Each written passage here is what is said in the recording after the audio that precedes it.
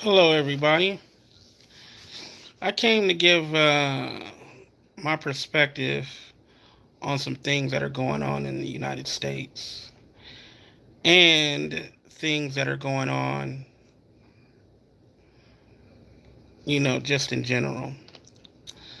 First, I'm saying I want to give my condolences to the family in Georgia who lost a son, brother, cousin, uncle for just jogging while black. It's a shame.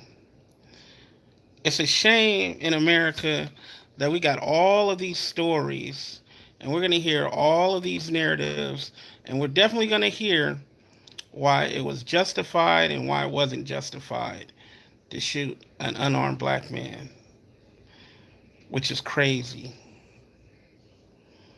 Which is crazy. And the way I've adjusted my way of thinking when it comes to these stories is replace, no matter what color they are, but especially if they're black or brown. If that person was Taylor Swift, like actually Taylor Swift, would you shoot? Would you pull out a firearm? Would you would you chase that person down and try to apprehend him? Or would you just simply call the police and let the police handle it? That's one perspective. The other perspective I have is this: as an American born African American male that believes in the Constitution, and I still believe in this country and the people in it. Why are a lot of us African Americans are so anti-gun? Why are we being caught unarmed and being shot unarmed? I tend to think, what would happen if we were armed and we were shooting back instead of just being shot down? I I'm for that, because I guarantee you,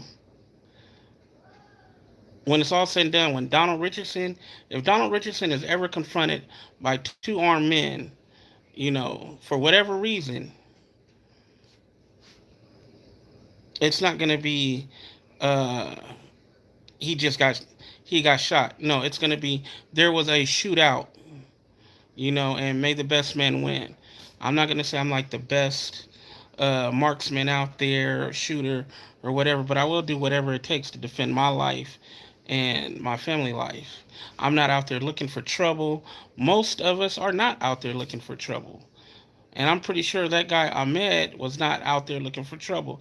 He was probably out there looking to, you know, de escalate anxiety by going for a jog because he's been social distancing, and that creates stress. These two guys, I'm trying hard here not to, but it's too late not to go there. But I have no choice. These two white men saw a black man jogging by a construction site. And if you're curious, one thing that's bad in being black is being black and curious, because uh, sometimes something negative is going to come with that. It's like a 50-50. If you're black and you're curious in America, it's 50-50. Curiosity did kill the cat. So, he got curious. He saw new construction going on in a neighborhood not too far from where he lives, and he looked around and he continued jogging. As I'm just going off of the reports from the news and the police reports. No one saw him taking anything. They just saw him looking. And when he was shot, he didn't have anything on his person from those construction sites. So there we are. You know, I mean, yeah, I just don't get it. But anyway, I think a lot of people in America, and especially white America, would be less likely to go after black people if they knew we were armed. You know, if they knew we were going to defend ourselves. And you're definitely not chasing nobody down with a couple of shotguns, because now you're looking for trouble. You're looking for trouble.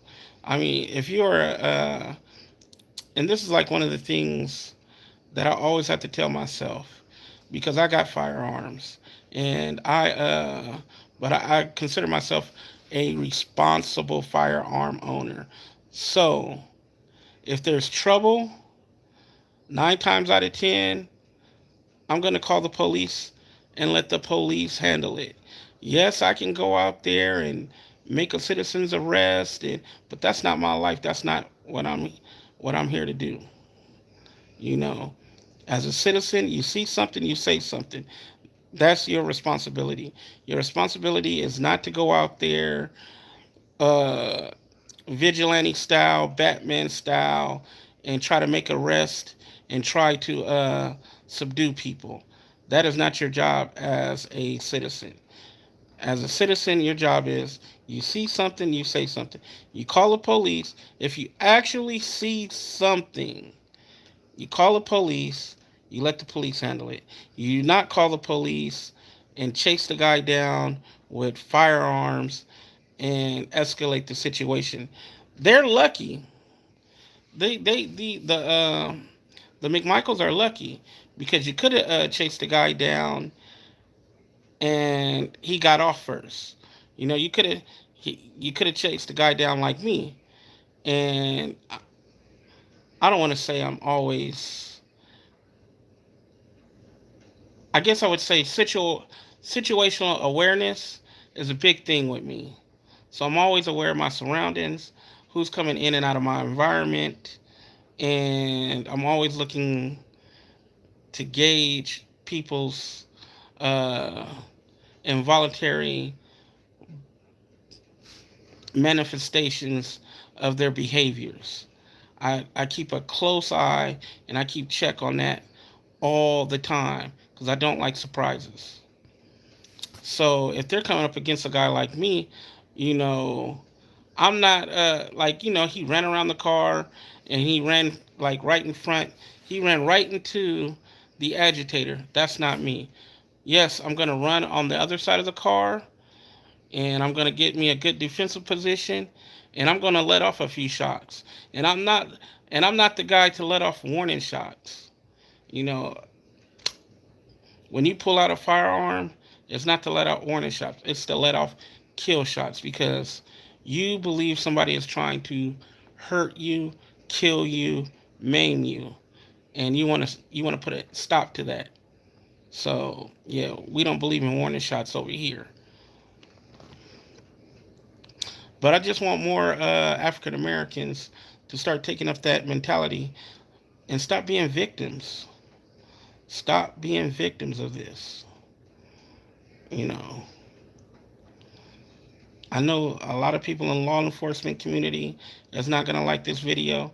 I know a lot of non-blacks are not gonna like this video.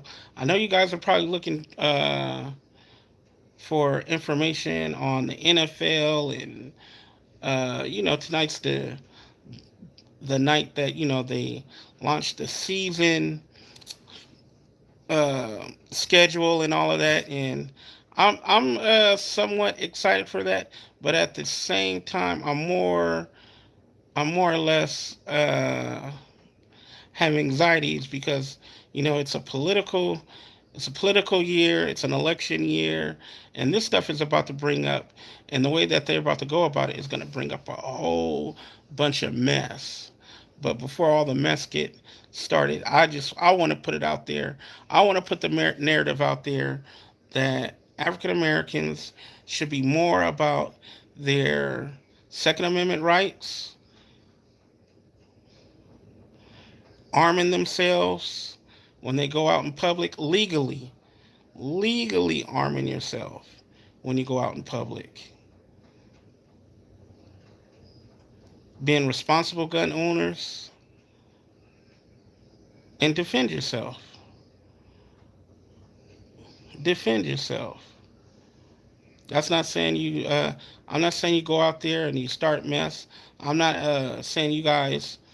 You see something, you go out and you go and be the vigilante. Nope, I don't want to. I don't want people to do that either. But I do want people to defend themselves. Stop being the unarmed victim. Be responsible. Be responsible with it.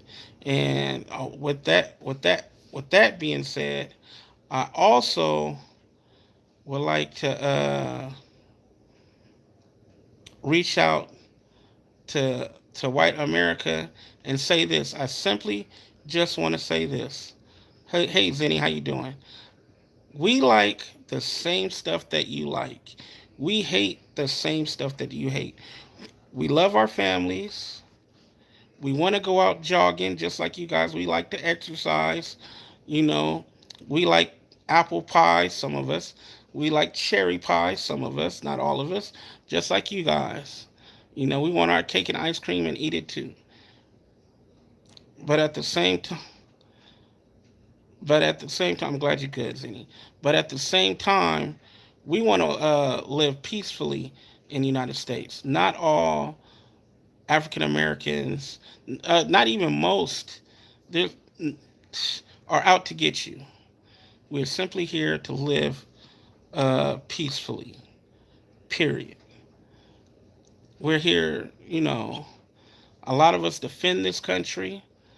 We go out and lay down our lives for this country. We've done a lot for this country, and all we're asking for is respect. Simple respect. And if you're into, like, black people racial profile just as much as white people racial profile. The difference is black people give white people the benefit of the doubt, and we don't get that reciprocated. There's no benefit of the doubt. Like, once a white person has it in their mind, not all, but most, once you guys have it in your mind that a black person is doing something nefarious, a lot of you want to be the hero, or, you just want to go out of your way to do things that you shouldn't be doing. And the vigilante, this is 2020. Vigilantism is for the comic books and our past American history. Now we got capable law enforcement. You want to leave it to them. I say the same thing to black people all the time. I do a lot of work in my community. I don't, and maybe that's, somebody brought it to my attention yesterday that I should be more, I should put it out there more of the work that I do in my community. When I go into different neighborhoods and talk to young African American men and young Latino men about gun violence and where it leads to, and just education and things like that. I do that, but I don't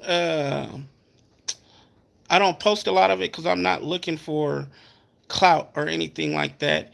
And I know a lot of these guys, they go off of reputation, and it's kind of tricky. So but I'm gonna do something, because there are a lot of good guys out there that they just want to be respected, and they want to respect you. You know, the the what's the word I'm looking for? The stereotyping has got to be chilled on both sides. You know,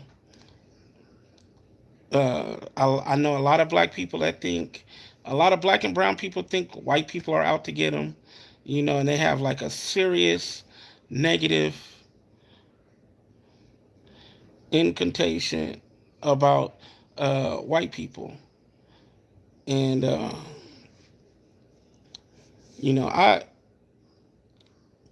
come from a place of love, so it's like when you meet me, yeah, racism is.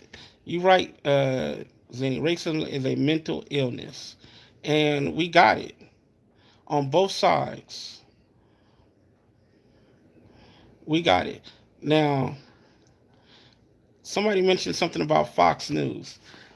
I like to now when I watch the news, I don't watch like network news, cable news, CNN and Fox.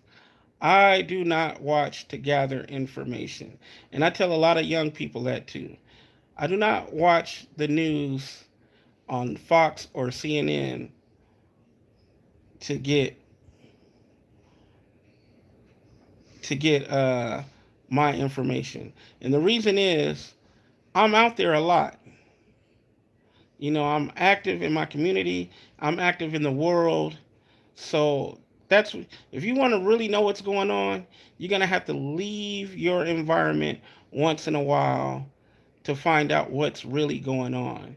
You know what I'm saying? You can't just be in your house, your shack, whatever, in the woods, and you watch Fox News, you watch CNN, and you believe everything that's going on. That's not the kid. Like, you know, when I was younger, I'm going to tell you how it got started with me. When I was younger, right, a lot of their ratings are driven on like sensationalism. When I was younger, what's up, Max? How you doing? When I was younger, I got hooked on CNN because in the 1990s there was the Gulf War, and I was just stuck.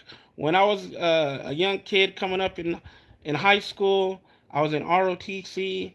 I already knew that I was going into the service. I was going to do this. I was going to do that, and CNN is pretty much what we had to find out what was going on in the Gulf War. So I was like a lot of other young Americans, I was hooked watching laser bombs come down, and yeah, and all of that stuff. So that's how I got on to CNN. But even then, when I look back on it, it was entertainment, because it supplied me with what I wanted to do in life. A lot of people that live in these rural areas, and I try to do my best to not insult them, and because I'm a California, born in Louisiana, educated prime my in California as far as high school and stuff like that. But my higher education, where I went to college, I went to Grambling University, Grambling State University. So I got to know a lot of people down south, my older age, and I got to meet a lot of intelligent people in the south, Texas, Georgia, where yeah, I know they arrested the guys, but my point is, well, first let me finish this point. I met a lot of educated people in the south. There are a lot of them. They're just the only thing is they're stuck to the south. They don't go out anywhere. They pretty much when you're just like around the same sheep, what I'm saying, that's all you have to talk about. That's all you know. You don't know about different pastures. You don't know about different cuts of grass. You know that they're out there. You know what other people that come from those places tell you about them, but until you experience it, chew it yourself, you just don't know.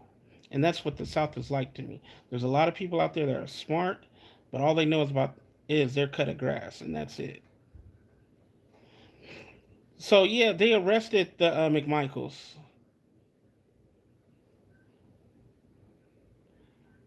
They arrested the McMichaels. The guys they're out on bond right now. I forgot what their bond is or whatever. But I seriously believe that, and I've been believing this for a while. I've just been hesitant to put this out there,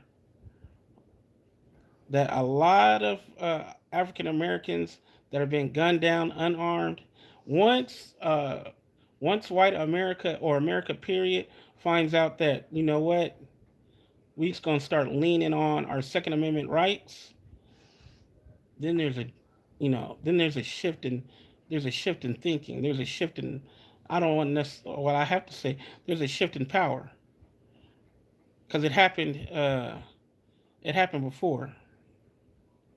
It happened in this country before 1842. And once the revolution began, and I'm not saying that we should rev- start a revolution in this country, but as far as physically, but mentally, there should be a revolution that you got to take care of yourself. You are in charge of your own personal security.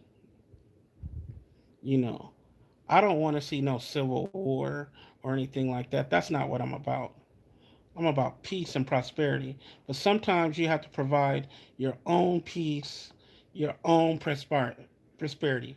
You cannot wait for the police to do your justice. Oh wow, 4 minutes, 4 hours away. That's crazy. Yeah, you have to provide your own peace and prosperity. That's why I tell like my neighbor. I live in a pretty decent neighborhood. I live in a good neighborhood. But here's the drawbacks of living in my neighborhood. Everybody in the city knows about this neighborhood. They know it's like one of the, goodness, affluent neighborhoods in this part of California. So every now and then we have robberies. Yep. Every now and then we have robberies here. And some of the people are like straight up victims. Some of them here, they don't have any firearms. The people come in, they take what they want, and you're either beat up and all your stuff is taken. Well, I have one neighbor down the street. She got robbed before I moved. Before I moved to this neighborhood, she was robbed 3 times, and I heard about that. And then my neighbor, like a month after I moved in, my neighbor across the street, he got robbed, and like it was so bad. He told me that they even took his wife's underwear. They took everything, and I saw him sitting on the sidewalk crying, and I told him this happened like 4 years ago. I said, you know what we should do? We need to get a neighborhood watch going. I'm going to organize our neighborhood watch. So I did that. And when the lady down the street told me that she had been, and this is an older Caucasian woman, she told me that she had been robbed 3 times. I said, I tell you what we're going to do now. You and I, Betty, we're going to go to the gun range. We're going to find out what you're comfortable with. All right? That's what we're going to do. We're going to find out what you're comfortable with. And, she was like a real straight up and down anti gun. Like she told me all the gun laws she had voted for in California, all the anti gun laws she had voted for, and she just didn't want to have no part of it. And I gave her a mirror and I said, look at yourself. She had a big old black eye from the last time she had got robbed. I was like, are you going to wait for them to kill you? You know, the last time you got robbed, they beat you up. The police came 10 minutes after they left. You got to protect yourself. So we went to the gun range. And we, she checked out a whole bunch of different guns. And she ended up, this lady, 74 years old. 74 years old. She ended up purchasing a 9mm, a Glock 19. And I want to say, me and her, we went to the gun range a couple of times. She learned how to become proficient and safe with it. And about 2 months ago, now I'm fast forwarding a couple of years, because me and her, we had been to the gun range a lot within those 4 years. So a couple of months ago, a guy decides to follow her into her. She had pulled up her garage. She's going to pull her car in the garage, and the guy followed her into the garage, right? And he had a bat in his hand. And when she got out the car, and this is the one great thing about living in Solano County. In Solano County, the sheriff will sign your CCW. So when she got out the car, the guy had let her know that he wanted everything that she had, including the keys to her car. She went in her purse and, dropped him dead right there. Done deal. The police came. Actually, didn't take them 10 minutes this time. I want to say they probably were there because she called me. She called the police. The police were there before I even. They literally were there before I could walk down the street and make sure she was okay. Like, not even 45 seconds they were there. But for him, it was too late.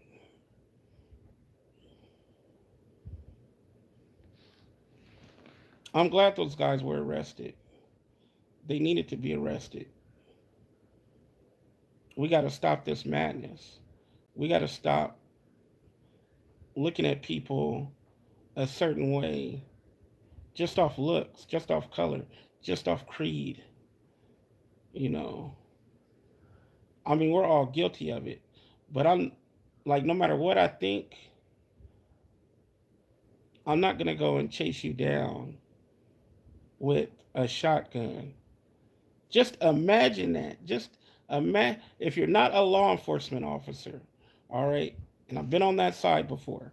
But if you're not if you're just a citizen, plain Jane Joe civilian, why? Why would you what are you trying to prove?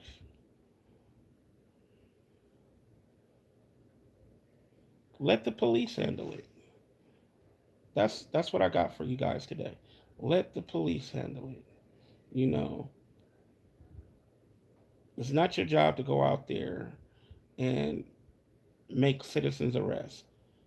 You know what I'm saying? Because you have now the guy that went out there was a former officer. His son wasn't. I'm pretty sure that this guy, Travis, is kind of like me, how I am with my boys. You know, everything that I learned from the government, everything that I learned from the police, I pass it on to them. Pass it on. Not train them. You pass it on. There's a difference between passing on information and being trained information. Trained how to deal with different scenarios.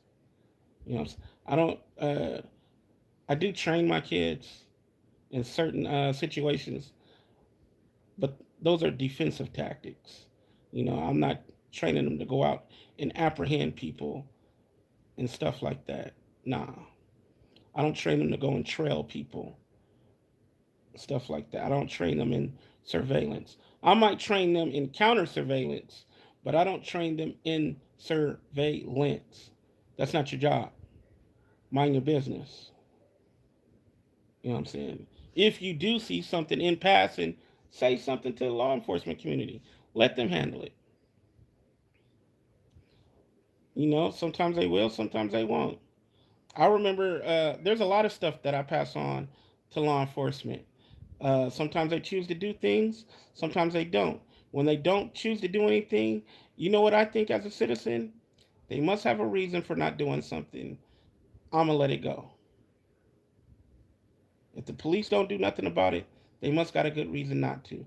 As long as it's not interfering with my life, which I'm pretty sure it wasn't. What was going on in Georgia was not interfering with those guys' lives because nobody has come. The Michaels have not come out and say they have personally been robbed. Their attorney has not come out and say this guy was the guy that looked like that robbed them. You know, that statement has not come out yet. But I digress. So if it's not affecting you personally, it just irks your nerves. Let it go. Let it go. If they're not in your neighborhood uh, being demonstrative, let it go. Let it go. You know what I'm saying? Don't try to go out there and be a vigilante, because it's only going to end bad. There's like a lot of stuff I see. There's a lot of stuff I see out there, and I'd be like, why would you do that, you idiot? Like, there are people out there in social media, and I kind of get a kick out of this, and then at the same time, I kind of be like, you're in a lose-lose situation. When I see mature people, well, they're not that mature, because you're like, I see people all the time on the internet, and sometimes like right in front of me, you're arguing with a child that is not yours. Like, no matter how wrong they are, no matter how wrong that child is, it is not your duty to correct that child. I don't care what color, creed, whatever. I could throw race out of it. You're going to lose because if you decide to put hands on that child, you know what I'm saying? Now you're a child abuser. If the parents press charges on you, you're a child abuser. If you fight that child or do anything to that child, you're going to lose in court, period. Just walk away, call the authorities, let them handle it. Let them take that battle up because that's basically what they get paid to do. If somebody breaking into a house, let the authorities handle it. And if you're that guy watching this live right now and you are breaking into houses, I need to express this because I fucking hate thieves. I hope you get punished to the fullest extent of the law. Period. And if the fullest extent to the law is you 20 years hard labor, so be it. Because people work hard for this shit, man. Shouldn't have to worry about you breaking in this shit. And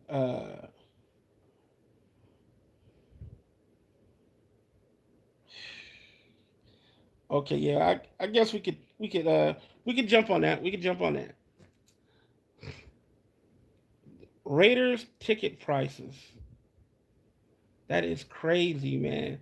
I've seen the cheapest ticket I've seen was 700. Like, thank God I don't have to worry about this. The cheapest ticket is $755. StubHub. And then I've heard of tickets, mid-level tickets, for 13,000 versus the Saints. $13,000. Not a suite. Not a suite. But for a mid-level ticket, $13,000. That is crazy. Right after this pandemic. Well, let's see. I mean, I know why. There's like a lot of reasons why those tickets are like that. There's a lot of reasons, and like my I was gonna do another live about this. I was gonna wait till tomorrow, but we could tap into a little bit of it right now. People are hurting for money. That's why those tickets are that expensive. There are people. There are people that invested a lot of money into this upcoming football season that have lost everything before the season even starts. And the rude awakening is about to be all this price gouging on tickets. Nobody has the money to pay for those $15,000 tickets. Nobody. $13,000 tickets. Nobody. Nobody. Not the not this. Well, I'm sorry that John Marks. I'm Jay Marks. I'm sorry that you done with the Raiders, but some of us aren't. I'm not done with the Raiders. Not by a long shot. I mean, I'm like a fan. I go way back. I can show you guys something right now. How far back I go? Cause it's in my blood, bro. I'm gonna show you. I'm gonna show you a young Donald Richardson. Young Donald Richardson with the at this time. Ooh, it is. Excuse the mess down here. It's kind of messy. Gotta clean my car. It's messy down here.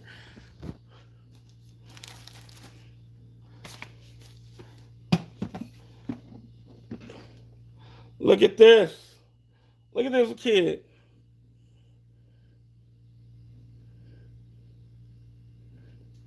You know, this is back in when the 49ers were in their heyday. You know, I'm a young Oakland kid. You know, you can't tell me nothing about the city of Oakland because I just love the everything Oakland. Everything. Oakland A's, Golden State Warriors. I was born in 75. I'm not that OG. But yeah, I mean, ever since I was a kid, it's just been all Raiders. I had to dig that up just in case the Raiders start winning. And I've always had season tickets. I've had them. I had every type of season ticket you can imagine, whether it was club seats, the I've had seats all over the stadium, including like seats in the what do you call it? What was it called? The Hall of Fame suites. All of that. The box seats. You know, like I'm a real Raider fan. I could there's like a lot of stuff I could show you guys as far as my Raider memorabilia. Like every year I hang up a flag. I got to go out to Concord to get a new flag for my pole this year because of wind damage to all the flags. But that is just crazy.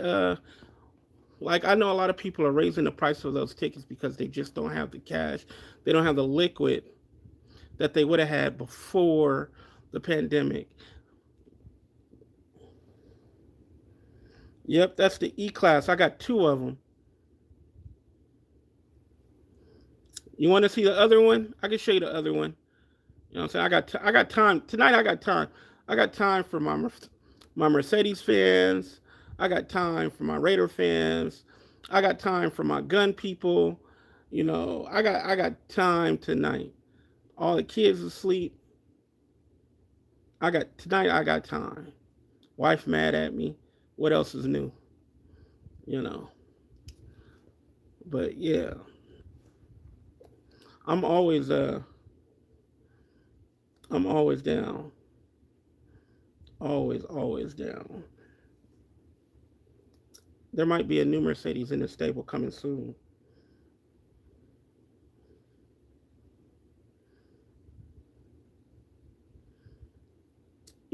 I can respect it that you can't get down with the Raiders anymore. That's a personal choice. I'm not telling anybody to go against or be for the Raiders, but I'm like, it is what it is. I'm I could just never see me rooting for another team or not rooting for football. My heart is just too in it. It's just too invested. I'm emotionally connected to the Raiders. Straight up. Straight up. What the wife mad at me for? Uh, you know, I just helped somebody she didn't want me to help. Y'all know how that go. But we got to look out for family. That's what it is. I like it. I like our schedule because there's a lot of good challenges in the schedule. Um, I don't necessarily. Let me see how to say this. I don't see us upsetting nobody. I don't. I don't see a situation where the Raiders are going to be looked at a team as a team to upset people. I think uh, really that we're a stronger team than a lot of people realize already. And by mid-season, like right now, we're going to be looked at as an underdog, but I don't see us being as an underdog. I think by mid-season, people are going to be looking at us as one of the teams to beat. Like seriously,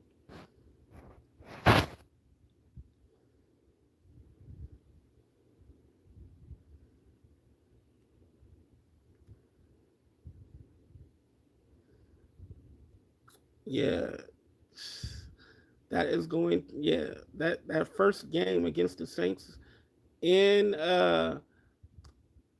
I mean, you know the NFL had to do that on purpose. The black and gold, the silver and black, that was done on purpose. And that is going to be like that is going to be a good that's going to be a good visual. That is going to be a damn good visual. I don't see the Saints winning that game either. You know,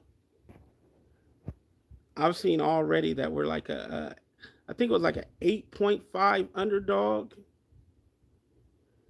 in that game. I don't think the Raiders are going to lose that game. First home game in Allegiant Stadium will not start with the loss. Will not start with the loss. Nobody else is going to guarantee it, but I'll guarantee it. I'm not officially with the team, but I guarantee you that 49ers are king of the Bay. Oh, oh. I just want to puke. They don't even play in Bay Area anymore. Where are they at? San Mateo? No, they're not in San Mateo. They're in Santa Clara. Santa Clara. Yeah, Santa Clara is not the Bay Area. How far do you have to go to smell seawater? Now, I would say the Giants. No, the Giants are not even the king of the Bay. The king of the Bay, until further notice, will be the Golden State Warriors. Though that is the king of the Bay. Straight up. They're the last team to bring a championship to the Bay Area. They are the king of the Bay. Period. If we're talking just sports in general,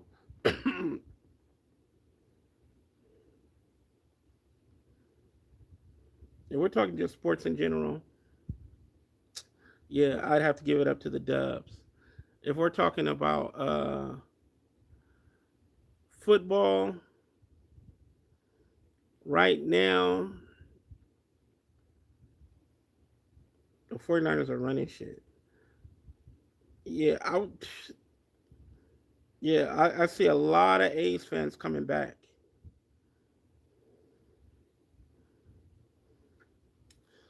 I see a lot of A's fans coming back. It's about time too. It is about time. You know, I wouldn't. I would have never ran over to the Giants side. I'm not like I'm not a Bay Area fan. I've never really been a Bay Area fan. I'm an Oakland fan. So you'll never hear me say I'm glad the Giants won the championship or all of that. You'll never hear me say I'm glad the 49ers made it to the Super Bowl. You know, no, no, no, no, no. I understand that the Raiders have left Oakland three different times or two different times, whatever. Um, I'm just stuck on them, just like I'm stuck on the Warriors. I hate the fact that the Warriors are in San Francisco, but hey, it is what it is. It is what it is. And now the Raiders are in Vegas. I I don't want to give away too much because you guys are going to see this upcoming season. You guys are going to see this upcoming season. But I like Vegas. I would not want to live in Vegas because it would just be trouble. It would be trouble if the wife don't like me now. She would hate me, and actually, she don't even like me going to Vegas. She don't even like me flying over Vegas.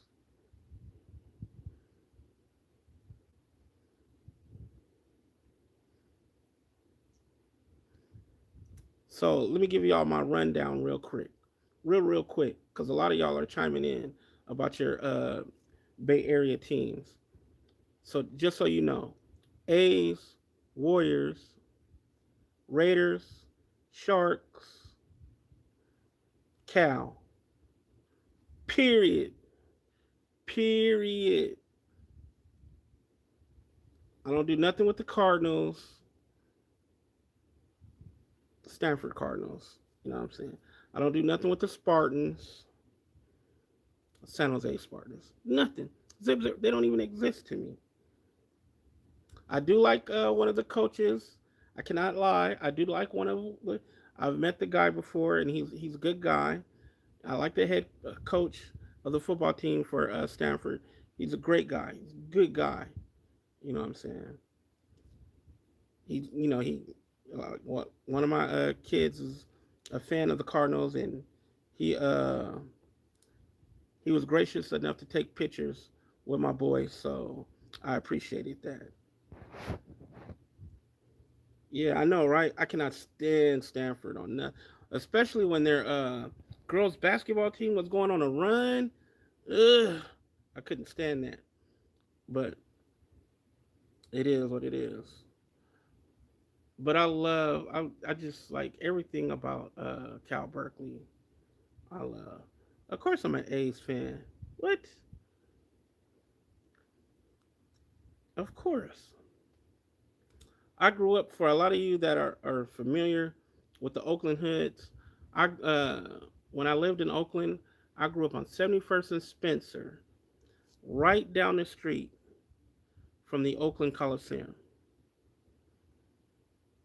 Like I could remember days of me riding my bike, my little BMX. I had a little BMX and I had a mongoose. I remember riding my bike to the BART station, going over the overpass, sneaking into the Coliseum to play baseball with other kids from 69th Village and 700. I remember I remember one time, I've told this story before to a lot of you guys. I remember one time just before I left Oakland, we all snuck out there to play baseball, and it was during the time where the Oakland Raiders were getting ready to come back to Oakland, and Al Davis was actually at the Coliseum. I couldn't believe this because I knew we was in trouble. But we're out. We snuck out there. We're playing baseball on the field, and Al Davis said, let them play baseball." And then he sent guys out there with water and I forgot what kind of drink it was, but some kind of drinks for us. And he told us to clean it up. And when we're done, you know what I'm saying, they had an exit for us. So we finished our game and we left. That was like one of my most memorable, and that solidified me being a Raider fan forever. That one gesture right there by Al Davis, and I could think of few other things that he did that doesn't get talked about in the media or that people don't know about Al Davis with that neighborhood. You know what I'm saying? That was just that was cool. That was like real cool. Growing up in Oakland was like it was one of the best things, one of the best and worst things that ever happened to me. I met Pete Escovedo, you know, Sheila Eve's dad, uh, when I went to Lockwood. Uh, because of uh, because of Al Davis uh, going to Lockwood Elementary, a lot of football players would come by to our school, you know, for various reasons. So I got to the A's have never disappointed me in the last 2 decades because although I'm an A's fan, it is what it is. Just like with the Raiders, man, it is what it is. I cannot. I don't get too high and I don't get too low with them. You know, with the A's, I never say, "Oh, we're going to the championship this year. We're going to win the World Series." I never do that. I'm realistic. When it comes to the Raiders, same thing. I'm realistic. You know, I know some seasons we're going to be 8-8, some seasons 7-9, some seasons 4-12. Yeah, they trade their stars away because they can't. You know, the Oakland is a small market team. They can't afford to pay millions and millions and millions of dollars. That is going to be dope when they do move to Howard Terminal. That is going to be dope. Is the money going to be there? We'll see. We'll see. But oh, let me see. How do I pull that up? Let me see. Gotta read some of y'all coaches. It was David Shaw that took the picture with my boy.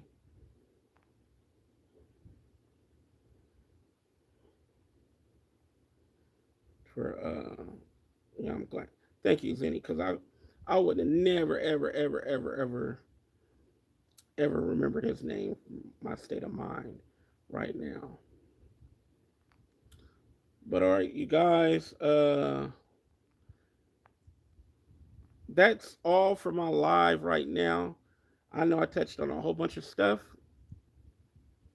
Sorry about that, guys. But it is what it is. I gotta go now. Y'all take it easy.